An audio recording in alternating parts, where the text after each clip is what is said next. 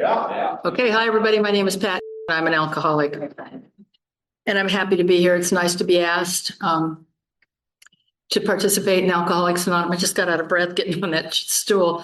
To participate in alcohol, don't be laughing at me. I sponsor her, so I can say that. I love Alcoholics Anonymous. I love being sober. I love the life that I get to have as a result of being a participating sober member of Alcoholics Anonymous. I started drinking when I was 13. I was at a party that night and people were drinking, so I drank. I had no feelings one way or the other about should I or shouldn't I? I mean, somebody held out a rum and Coke and I took it.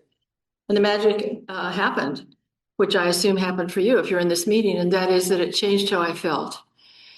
It changed how I felt about me, and it changed how I felt about you. I have always described myself as being incredibly shy. In Alcoholics Anonymous, you call things by different names. You call that one self-obsession. Kind of prefer shy. Implies that I can't help it, you know. So I'm at this party and I'm feeling shy, self-obsessed, and somebody handed me that rum and Coke and it went away. I felt like the life of the party. I felt like the best dancer there. I suddenly could talk to people and said funny things that made people laugh. It was magic. I drank too much, of course, because that's what we do. I blacked out at some point, passed out, and I came to the next morning in bed with a Marine that I didn't know. Now, that was a lot more than I meant to do that night. My 13-year-old girlfriends were at this party and they knew how my evening had ended up. And I was the next morning trying to get comfortable up here. The next morning when I came to and realized what I had done, I was horrified. I was embarrassed and ashamed. I was terrified I'd get pregnant. I mean, I had a lot of bad feelings, but I drank again at the very next possible opportunity without a second thought. Apparently, I was willing to pay the price to drink from the gate. You know, I certainly didn't think that through at the time. Any kind of insight that you might hear as I'm telling my story, believe me, I didn't have it then. Any insight that I have to the way I was living my life came after I came to Alcoholics Anonymous and took these steps. Anyway, for a while there, I was a periodic. I drank at every possible opportunity, which at the age of 13 wasn't every day, but I gravitated. I don't ever remember consciously changing friends or moving to a new group of people or asking how I could get a phony ID. And yet within 6 months of that first night, I kind of had this whole new set of friends, and I had a ID that said I was, I don't know, 35 or something. And I grew up in Newport Beach. There was actually a liquor store that sold to me on that ridiculous ID. That first night kind of set the tone for what my life was going to look like. When I drink, as I like to describe it, I get friendly. And so I developed a reputation in high school for being the friendly girl. And believe me, no girl in the world wants that reputation. I knew people were talking about me. That made me feel bad. But I don't ever remember thinking, gee, maybe if I didn't drink, might behave better and people would stop talking. That thought never crossed my mind. I drank, I behaved badly, people talked.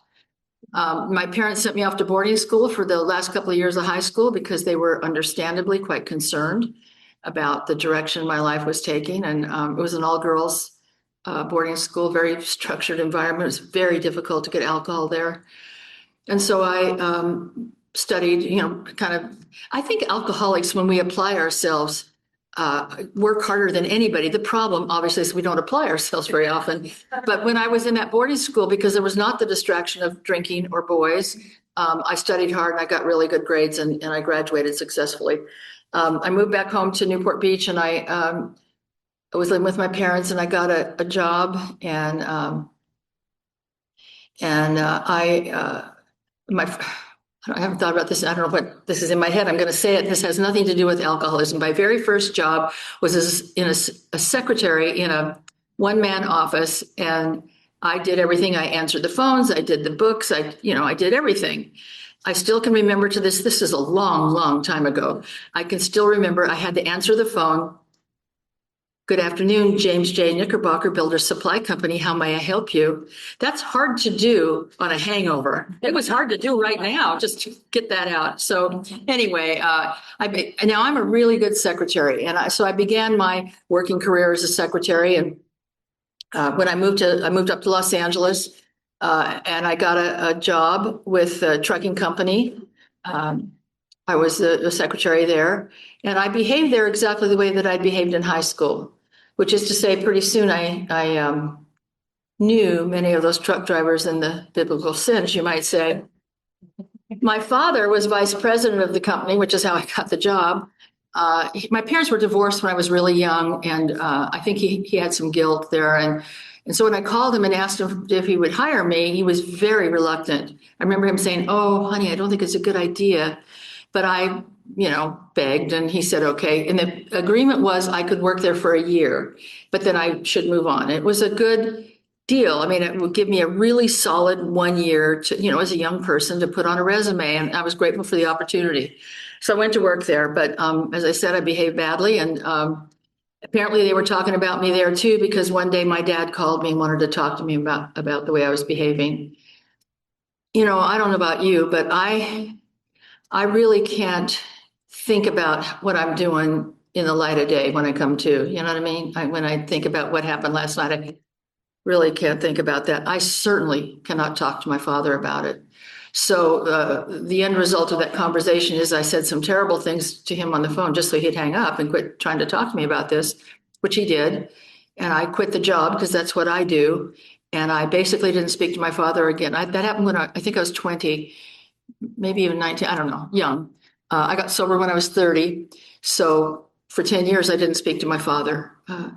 When I got sober, he was on my amends list. It was one of the early amends that I made. And I remember my sponsor saying to me, which ones of these do you think would be the easiest or, easier than some of the others? And my dad was one that I thought might be because he was a very spiritual guy. And I knew that however awkward I would be with this amends approach, that he would be receptive to it. And so I made amends to him. And as a result of that, we had a good relationship until he passed away. And I'm so grateful for that because I know that had I not done that, I would probably never have spoken to him again. And I would have missed a lot of good years of having him, really in my life. So I quit that job, and this is what I do. I had never stayed on a job longer than a year until I got sober, because I kind of burned through. I start out strong. I want to do a good job. I'm a good secretary, so I want to do a good job. So I go into the company and I keep my drinking separate there for a while. And I'm going to work early and I'm doing a great job. And 2 or 3 months go by and they pat me on the back or give me a little raise. And we all know that I'm doing great. And then I relax. And that's not good. Now I'm drinking at lunchtime. Now I'm drinking after work with the boss and the clients and the coworkers. Now I'm sleeping with everybody or your spouse, I don't care. And so I create a bit of a mess at this company, and now I must move on. And that's pretty much how I live my life, from job to job to job. I never got fired from a job. But when I got sober and got honest about how I was living my life, I could see that I quit every single job I had as a result of something that I had done behind drinking. I have quit more than one job after an office Christmas party without going back to clean out my desk, because I know I cannot face you after what happened last Friday night. Here's how I drank. I went out with my boss and my coworkers one night, and we were bar hopping around downtown. You're getting ahead of me, Debbie. We're bar hopping around downtown Los Angeles, and I believe we were all drunk. But apparently I was drunker than them, because when we wound up in the strip club, I was the only one who auditioned for a job. It could have happened to you. It might have. We're in this club, the stage is here, that we were sitting at this round table right in front of the stage. There were, I don't know, 8 or 10 of us in our little group. And I had excused myself from the table to go to the ladies' room, which was down the hall behind the stage. And I bumped into the owner of the bar in the hallway and made some derogatory remarks about the caliber of his entertainment. And he said something along the lines of, "Hey, if you think you're such hot stuff, have at it." Apparently I thought that. So a moment ago, I was sitting at this table with my boss and my coworkers, dressed much as I'm dressed now. I just come from work. And now moments later, I appear on the stage essentially dressed in nothing. And there was that moment when my boss's eyes and mine met. This happened like 60 years ago, folks. I can see the look on his face like it happened 2 minutes ago. It is such a clear memory. That's another job I quit without going back to clean out my desk. Now, the next morning when I came to, I was kind of horrified. I mean, a strip club. Oh my God, that is so tacky. But it gave me ideas. Go-go dancing was kind of a thing. I don't know if it was a thing or not, but I thought it was. And in my mind's eye, go-go dancing seemed classier than stripping. To be clear, it is not. Definitely wasn't in the places I worked. I know when I say go-go, somebody pointed this out to me a few years ago. When I say go-go dancing, you picture like white boots and a cute little, yeah, I didn't, I worked in some dives. Let's just sum it up to say that. But I remember getting my first job as a paid dancer. It was very exciting. It was on Whittier Boulevard in East Los Angeles. I never met anybody there who spoke English. I have no idea how I got that job or even what I was doing there, but there I was employed. And I worked there a little while, and then I moved uptown I say uptown because they spoke English in the next place. This seems like a good career move. The next place is on the outskirts of Chinatown in downtown LA, which is another way of saying it was on the outskirts of Skid Row because they come kind of close together there. And I met the man who became my second husband. Did I mention my first one? Wow, just ran right by. Well, we were only married 6 months, and actually, I don't think you have to count that. So we'll just, some other people too. So now I met the man who was going to become my second husband at this Nick's where I was employed as a dancer. He was possibly the most inappropriate man for me in the state of California. And of course, we moved right into together and set up housekeeping and eventually did get married. We got married in Las Vegas on a Sunday morning by a judge who was wearing his bedroom slippers. Just a very, very romantic thing. And now I'm married, so I gave up show business. I went back to working as a secretary, but I'm a full-blown alcoholic now. I mean, I probably was already, but even I am kind of seeing it. I would call my husband at like 4 p.m, and I'd say, "Hey, I'm going to go out with the girls after work for a drink. I'll be half an hour late." Now, if you're sitting in this room, you know perfectly well we're never going to have one drink. I've turned down drinks if I've known there was only going to be one drink because I know I can't have one drink, but I believed it when I made the call. And of course, you know then how this goes. I go to the bar with the girls and, maybe I make it home, maybe I don't. Maybe I make it home okay. Maybe I make it home missing a few articles of clothing. I never knew. And so, as you might guess, it was not a particularly happy marriage. We had a lot of trouble, all caused by my behavior behind drinking. He drank. I met him in a bar, but he was not an alcoholic. And not my drinking so much as my behavior behind drinking got to be this big topic of conversation in our house. And so there was a lot of unhappiness there. It just, it gets worse. I want to get sober here, so I'll just say this. I spent the last, I don't know how long, maybe 3 years, 3 months, who knows? I love speakers who say, and then in 1962, I think it was a Thursday. I don't know, stuff happened, I don't know exactly when. But I was spent the last period of time of my drinking, pretty much drinking in a rocking chair in my living room in a purple flannel bathrobe. I had started getting arrested, and that was scary. That was really scary. And so I started drinking at home. I would go to work and I'd come home and I would put on that purple flannel bathrobe, which was my final drinking costume. I kept that robe for probably 30 years. And then I think I gave it away finally when I was moved. I didn't wear it, but it was kind of a good reminder, seeing it in the closet. I don't have it anymore. Kind of wish I did. But anyway, I would sit in a rocking chair in my living room and drink until I passed out. My husband was a gambler, so he was gone a lot at night, which was just fine with me. Because when he was there, I felt like I need to make the drinking look different than what it was.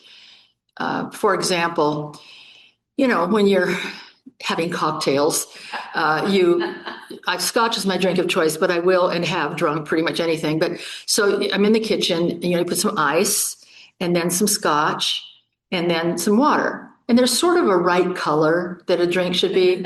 I'm not really familiar with what that would be, but I know that that's true. So that's a little, tension creating. But here's the big problem. Now I take that drink out into the living room. We're there in the living room together. There is a reasonable period of time this drink should last. I don't know what that is, and neither do you. Nobody in an AA meeting really knows what that is. And so my husband's over there with his cocktail, which might be half left, on the table. Well, I'm trying to figure out how I can make this last until it seems okay to get up and mix another. It was so stressful. So when he was gone, it was just so much easier. I would just take that bottle of scotch and put it on the table by where I sat. I used a glass. I'm not like a common drunk, but I dispensed with all the frills. And I would sit in that rocking chair and drink until I passed out. I'd play sad music over and over and over. Again, my personal favorite was Ray Charles, Born to Lose. Oh, I'd play it and cry, and play it again and cry, and play it again and cry. My downstairs neighbors one time said, "Could you please play something else? We are so sick of hearing that." Sometimes I would call people on the phone. Oh, I heard a murmur through the crowd there. I'm not alone. I've heard AA speakers say that they called the White House and demanded to speak to the president. I didn't do that. I called people I knew. Like a boyfriend I had when I was 12.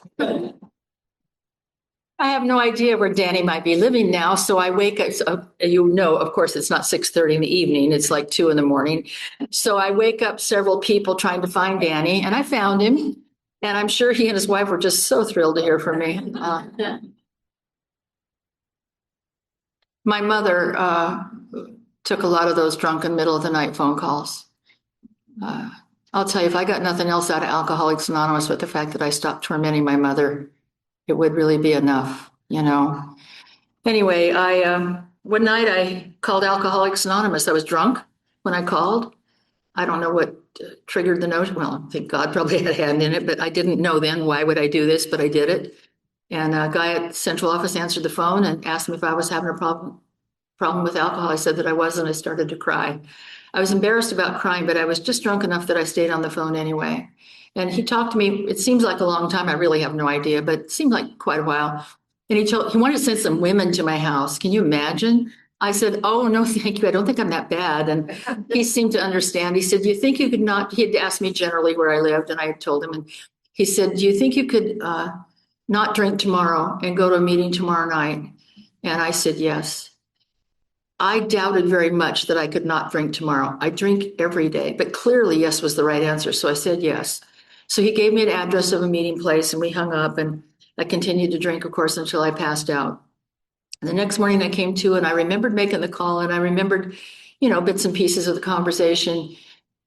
In the light of day, I thought I'd maybe been a little bit premature about calling AA. I was 30 years old. I'm pretty sure that's too young to be an alcoholic, but I couldn't get it out of my mind all day. And I found myself saying to my husband at the dinner table that night, "I'm going to a meeting of Alcoholics Anonymous." He said something like, "Yeah, whatever." We were not getting along. And I went off, I dressed very carefully and went off to my first meeting. As a woman, you women know this, you want to be dressed appropriately for whatever the occasion is. I've never been to AA, so I don't know what that might be. And let me just say, I'm sober a long time, and people dressed, I don't want to say better because that sounds judgmental, but people dress better than going to meetings. Anyway, I decided apparently to go for comfort, because this is so funny to say today because people wear these kind of things. There's probably 10 people in this room wearing exactly the outfit I'm about to describe, which is fine today. It was not then. I had a baggy jeans and flip-flops on my feet and a knit top that all the knit had gone out of. So old, so it just kind of hung there.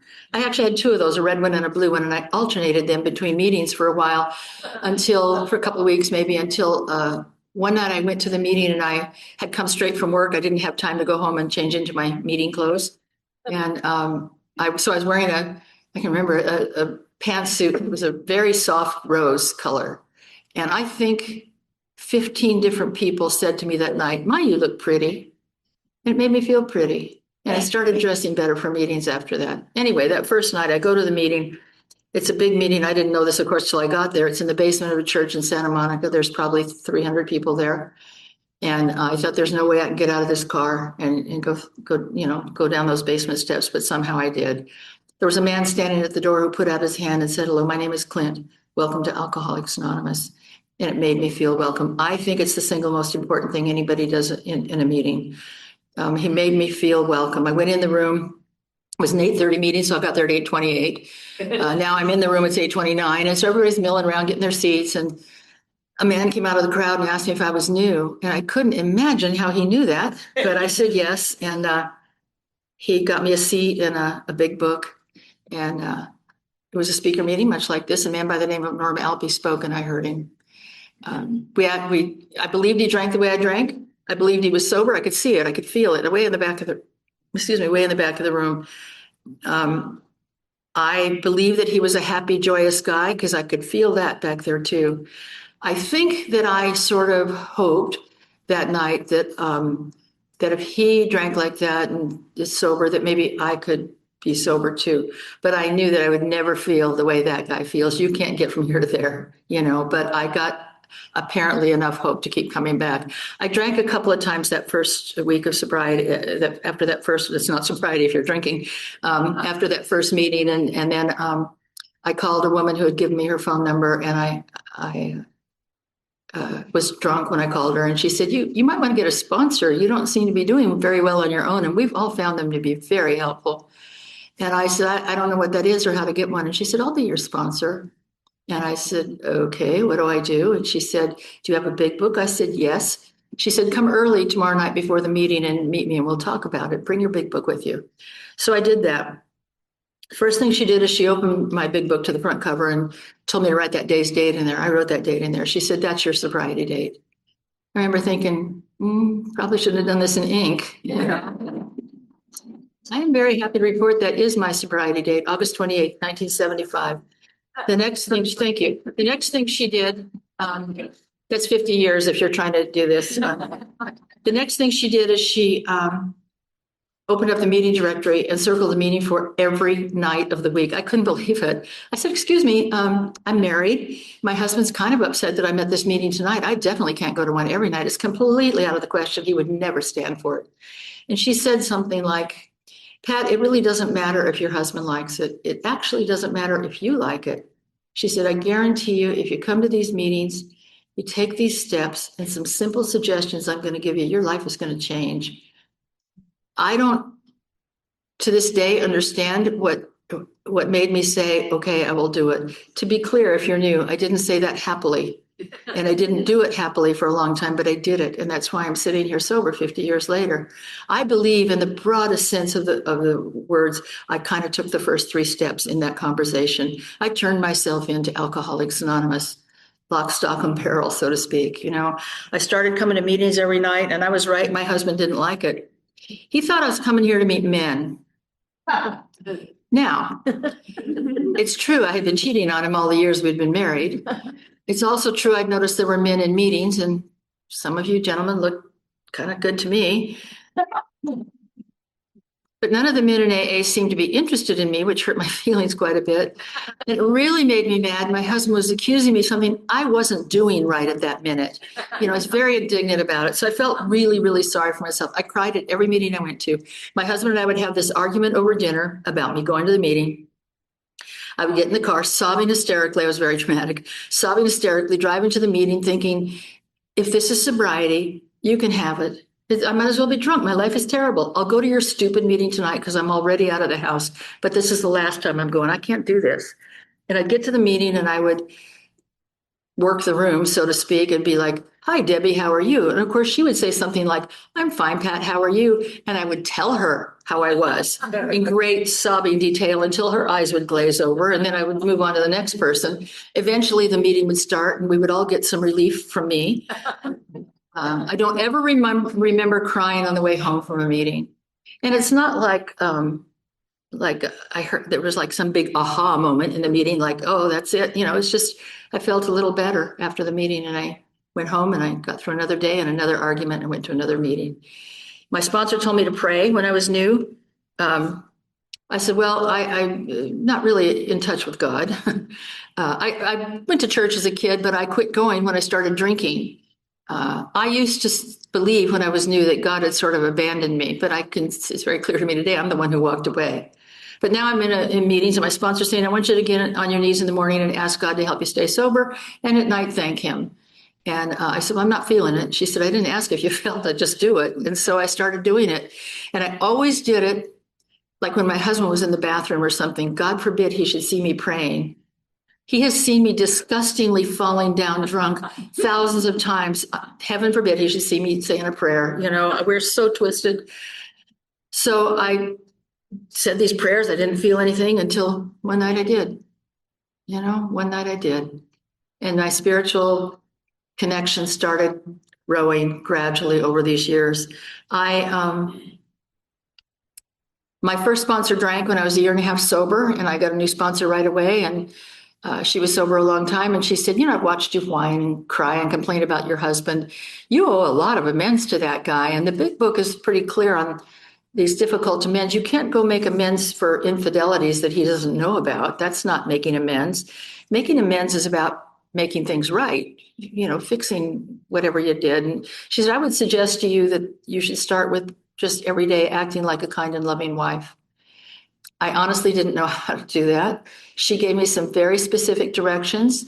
I started watching couples in AA, how they treat each other. We have good and bad examples here, but I tried to take the good stuff home and practice it in my home. It was hard. It sounds so easy when I'm up here talking. It was not easy. It was like 2 good days, a bad day. You know what I mean? But I kept trying. And one night I was on my knees and I was thanking God for my sobriety, and I realized that I was comfortable in that house with that husband. And it didn't happen that day. It had already happened. It's the biggest problem in my life. And it happened, I don't know, 2 days ago, a week ago. I don't even know when it happened. I remember getting back down on my knees and saying something like, thank you, God, for, I didn't even know what I was feeling exactly, but I said, thank you for what I'm feeling. I believe if you mean for me to stay married to this man, I could do that and stay sober and have a happy life. Thank you. Not long after that, we found out that he had cancer. And he was sick for a year and a half and he did die. It was a hard year and a half, but it was the best year and a half of our marriage because you taught me how to do it. You showed me how to do it, you know. When he died, I went to a little chapel and made some funeral arrangements, and a couple hundred people from Alcoholics Anonymous took the afternoon off from work to be there. They didn't know him, but they knew me and they came to support me. And I realized that sitting in that chapel that day, that what my sponsor had promised me had happened. I knew that I had 100% made my amends to him. I felt sad, obviously, that day, but I felt right, you know, about my part in our relationship. I was so, so grateful that I stayed when all of my best judgment. I remember thinking this exact thought: I should leave him while I'm still young and have my looks. I'm a little shallow. I can't help it. That's who I am. I'm so grateful that I did leave. I'm so grateful that I listened to my sponsor's suggestion, because not only would I have missed that, but here's the thing. After he passed away, I started dating a sober member of Alcoholics Anonymous, a man that I'd known in the meetings for, my husband was 3 years sober. I was 3 years sober when he died. So I'd known this man in the meeting for 3 years, and he asked me to go out with him, and we started dating and we fell in love and got married. And we had almost 30 years together before he passed away.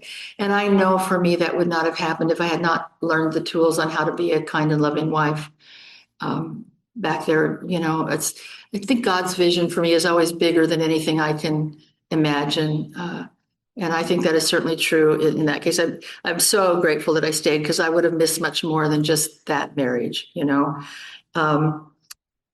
Let's see.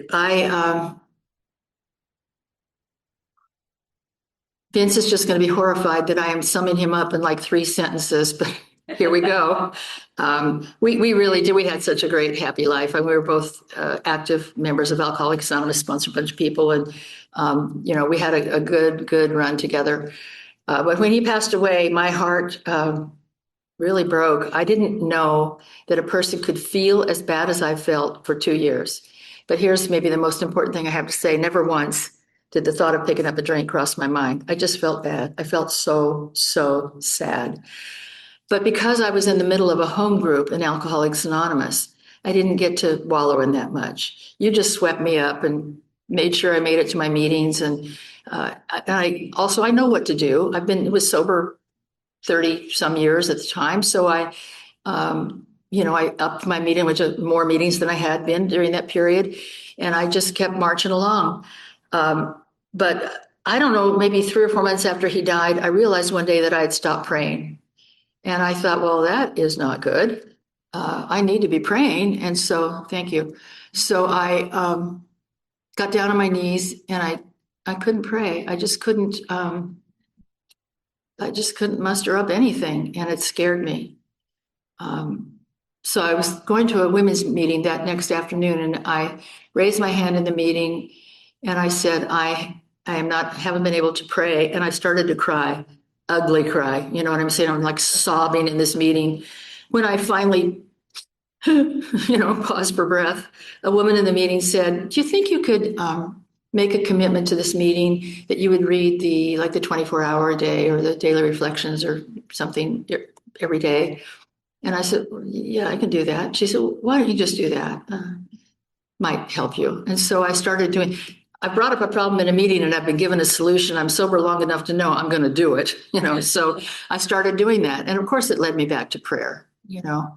I am so grateful. I like telling that story because I'm really grateful that I didn't think, oh, I can't bring this, because I knew I was going to cry. The minute I raised my hand, I knew I was going to start sobbing.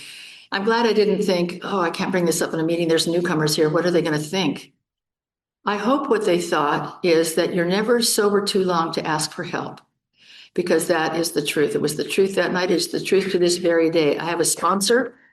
I talked to her this morning, as a matter of fact. She knows everything that's going on in my life. If the stuff hits the fan, so to speak, tomorrow, when I call her, I do not have to give her 20 minutes of backstory about whatever it is. You know what I'm saying? She is current with, I am current with her on what is going on in my life.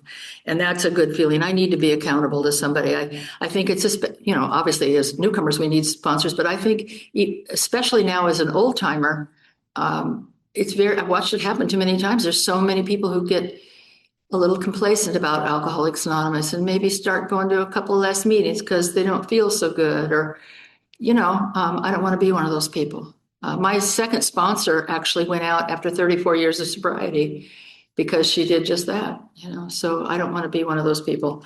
So I have always prayed since then. But I've never meditated. I always just kind of, oh yeah, meditation, you cross your legs and say or something.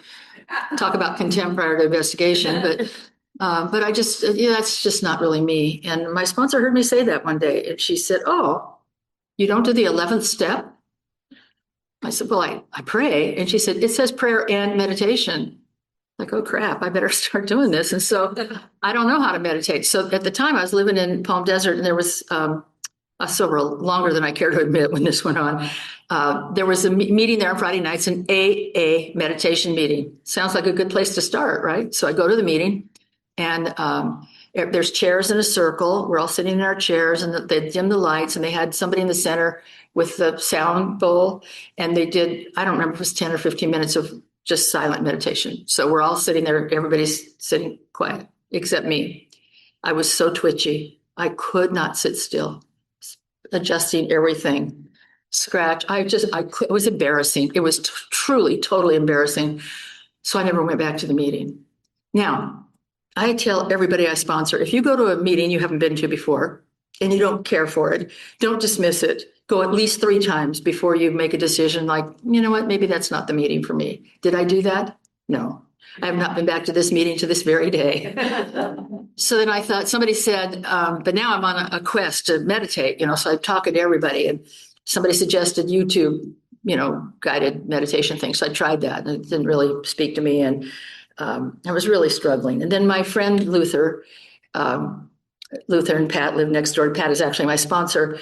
They lived next door to me at the time. And he had a friend in AA who was the assistant to the Dalai Lama, who happened to be visiting Palm Desert. I think his mother lived there. And so he happened to be visiting there, and Luther had him over for dinner, and me and another woman. So during dinner, Luther said, some of us struggle with meditation. Could you talk to us a little bit about this? So he did. And talked about meditation. He led us through a couple of short meditations that evening and recommended a book to read and suggested about how to go home tomorrow and start, a little meditation practice of my own. And I'm thinking, the assistance of the Dalai Lama, you can't get much closer to meditation than that. This is great.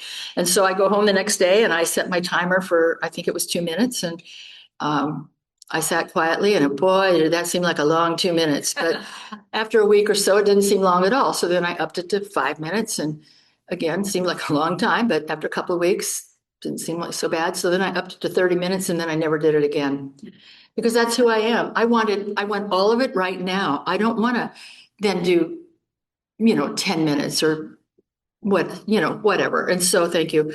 So I'm saying minutes, and she holds up a 5 minute sign. Threw me off there.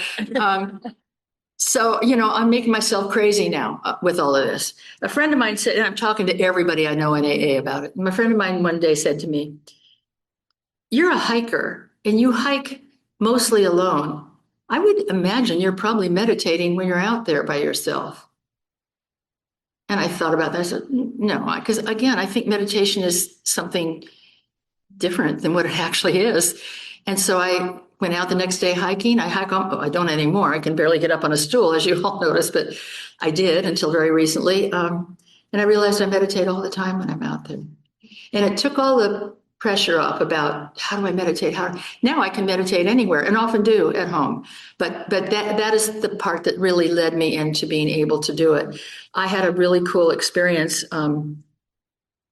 I live near the beach, and I think maybe 2 or 3 years ago now, it was winter time, and I went down to the beach. I had a jacket on, took my beach chair, and just sat down by the water. There was nobody else there except one guy, because it was a cold day. And so I was sitting in my chair and I'm meditating, and I had my phone in my hand because I had taken a picture of the pier.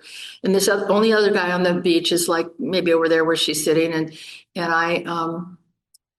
he was doing Tai Chi, and that's a really cool thing to watch. And it was kind of meditative. And so I'm watching him, and I'm, feeling meditated. And when he finished, he held his hands up to the sky, and in the sweetest voice, he sang the Lord's Prayer. I had my phone in my hand, and I started to hit record. And then I thought, no, I don't think so. This isn't a record a moment here. This is a spiritual thing happening here. I'm so glad I didn't record that. I know if I had, I would have listened to or watched it 2 or 3 times and then wouldn't have felt it again. And that would have been the end of it. Because I didn't record it, it's in here. And every time I tell that story, I feel it. I think that the fact that I am constantly seeking God in whatever way I'm trying, however awkward I am in my attempts, because of that, I get to have moments like that. And I've had many. I seriously could talk another hour. I won't, but I seriously could talk another hour just on those kinds of experiences. I'll tell one more, and then I think I'll sit down. Well, I am sitting down, but I guess I'll stand up. Vince and I my husband, we used to live in Pasadena. And to get to work, I had to go down the Pasadena freeway, past Dodger Stadium, and circle around through downtown LA. And it's Los Angeles traffic. It's terrible. And so every morning I would get just a little ways before Dodger Stadium, and the traffic would slow almost to a complete stop. It would seriously be going like 1-2 miles an hour. And I would be insane, absolutely insane. Clutching the steering wheel, cursing God and every other car on the road. I'm in this lane and that one looks faster. No, it was that one. I'm insane. Absolutely. It never occurred to me to leave earlier in the morning. Never once. Anyway, I did this every day for at least a year. And one day I was driving to work and I got to that spot and I'm all tensed up and I happened to glance over to the right. And down the embankment of the freeway is Figueroa Street, and across Figueroa is a bar that I worked in as a dancer. I just came from a really nice house in Pasadena where there's a husband there who loves and respects me. I'm going to a secretarial job where they think I'm just the greatest thing ever. When I get off work today, I'm going to go to an AA meeting. I'm going to see my sponsor and see some girls that I sponsor. I'm going to enjoy a good AA meeting. When that meeting's over, I'm going home with my own husband. I am not the same woman that did the things that I did in that bar and in the parking lot behind that bar. You can't get up here from down there, yet here I am. I started to cry in the car that day. I felt so overwhelmed with gratitude for the life that I get to live as a result of just participating in Alcoholics Anonymous. I love being sober and I thank you for inviting me.